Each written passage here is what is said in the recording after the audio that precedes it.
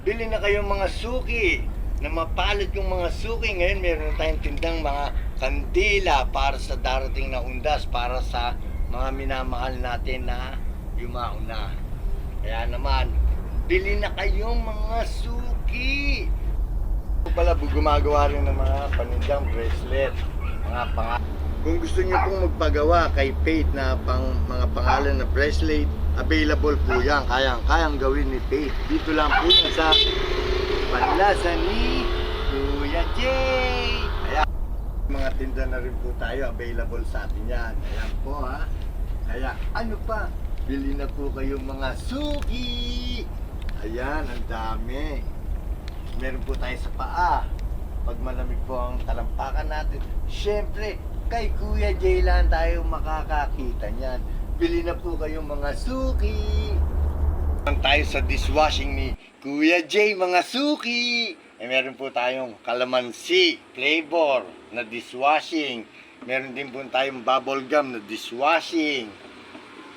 Siyempre, meron din tayong lemon dishwashing. Kay Kuya Jay lang po yan.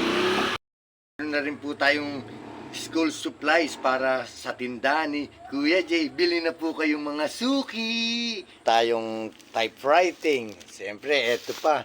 Saka ball pen. Kay Kuya Jay lang po tayo mga suki.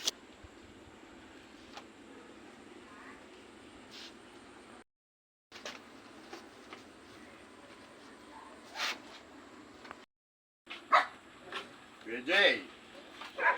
Kuya Jay. Ba, grabe naman ngayon si Kuya Jay ha. Bawal ang utang, ngayon, bukas, at magpakailanman. Ba, iba na talaga itong si Kuya Jay ha. Naku po, paano kaya ako ngayon mangungutang kay Kuya Jay? May nakalagay na paskil na ganitong nakalagay.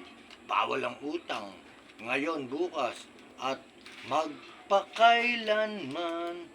Pa talaga itong Kuya Jay na yan.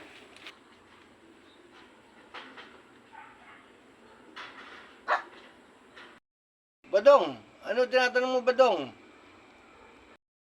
Ano bang magandang gamot kasi para akong lalagnatin eh. Ha, Kuya Jay? Diba sabi mo, para kang nilalagnat. Ganito lang gawin mo. Bumili ka ng parang gamot. Bibili ng parang gamot kasi sinesenat ako eh. May senat ako. Ang henet. Badong, ate doon ka bibili sa parang butika. Ang hina mo naman. Sa Kuya Jay, alis na ako. Wala ka naman palang tindang parang gamot. Saka doon mo pa pala ako bibili sa parang butika. Sinesenat na ako. Babay na. Nga, basta Badong, doon ka bibili sa parang butika. Tapos, alis na ako ha.